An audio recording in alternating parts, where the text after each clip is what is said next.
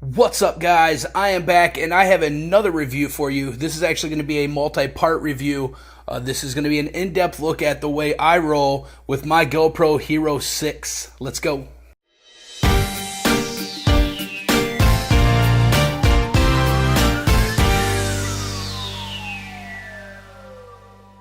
All right, first off, you're going to have to excuse me if my voice is a little raspy.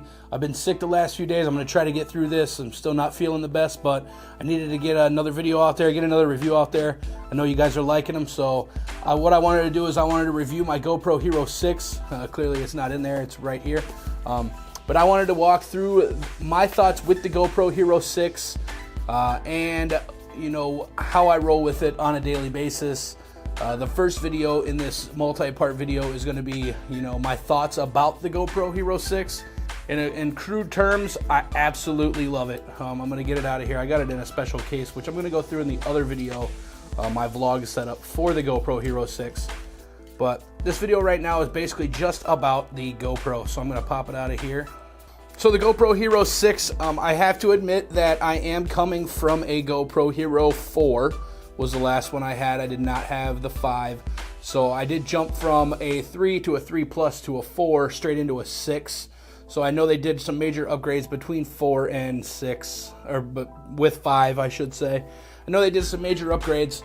I don't know all those exactly. I'm just going off of what I feel from the 4 to the 6, and I must say this thing is absolutely amazing. I know there are so many mixed reviews about the GoPro Hero 6, and I gotta admit, I am so much in love with it, it's ridiculous. From everything about it, I mean, I absolutely love it. For vlogging, it's great, the color is great, the audio sucks, I mean, straight up. But the thing is, with me, I have always felt that the GoPro is more of a novelty. I never thought of it as a professional shooting camera, as anything that I could actually really use other than, hey, check out us going down this giant water slide, you know, or hey, it was fun to create this little video, but it's not going to go anywhere. This GoPro Hero 6, I will go and, you know, I'm gonna piss some people off here, but I would call this as close to a professional camera as you can get in an action camera. This thing is awesome. The color is great. The stability that they built into these, the stabilization is out of this world. Like, it's mainly one of the reasons that I bought the GoPro Hero 6 is for the stabilization. I mean, you can see a little bit of bounce on it, but I mean, it is pretty close to being on a gimbal, just handheld. You throw this thing on a gimbal and it is butter smooth. I mean, it looks like it's on roller skates going down the road. I mean, it is insane. I have some video of me driving. You know, I didn't edit any of it. I basically just threw it in my dashboard, drove my truck down the road, kind of found a little bit of a, you know, curvy road, some bumps where they're doing some construction, and I videotaped it. I'm going to throw it in, you know, as I'm talking here, I'm going to throw that in. This thing was so smooth that you can see my truck just bouncing, moving around, and this thing is just gliding. I mean, it is insane how stabilized I feel this thing is. Like I said, the color clarity is insane. It looks great. If I would have to say any downside about it is the battery life does kind of suck. That's subjective though. I mean, it's a camera. It's going to drain the battery, especially if you leave the display on the back of it on nonstop, which I kind of do because I'm framing shots and stuff like that. And yeah, I actually use this, you know, to film. I mean, I feel that it's a great camera.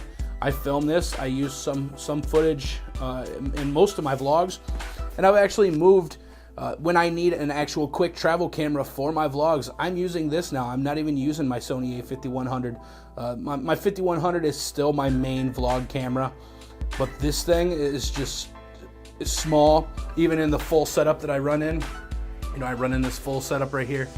And it's still, I mean, it's not much bigger than, you know, my hand. Like, it's basically the size of my hand right here. And so you can't complain with this case on it. We'll get into it in the other video, but you can switch the lenses out. You can put an ND filter on it. You got the microphone, the audio input. You know, I upgraded the audio, which makes, you know, this little camera, is an insane little vlogging camera for on the go. You know, this is never going to be my main camera, I don't think, but you know, I have a trip planned in a couple weeks to go to Disney World with the family. This is coming with me, right? Like this. This will fit, you know, this will fit right in my wife's purse. Broken down, of course. She doesn't carry that big of a purse. But yeah, so this is going to be my camera for the entire thing. I'm going to bring a wrist strap with me and my little LED light, and that's my setup. You know, I'd never be able to get my, well, I could take it in, but it'd be annoying with the two kids, trying to get my Gorilla Pod in and my 5100 and carrying it around with the microphone on top, and it wouldn't work out. So this little GoPro is going to be my guy. I've used it on the road already. I've used it for a music video shoot, and I've used it for my vlogs when I went to Chicago and Detroit. It worked great. The time lapse is awesome in it. Night time lapse is awesome. Put in a couple time lapses right here that you can check out. With the night time lapse, I sat it up in a window overlooking Chicago and just let it run for I think 2 hours before it died. So I mean, the battery held up pretty good. I do have a couple extra batteries on the way that I've ordered. Those should be here soon.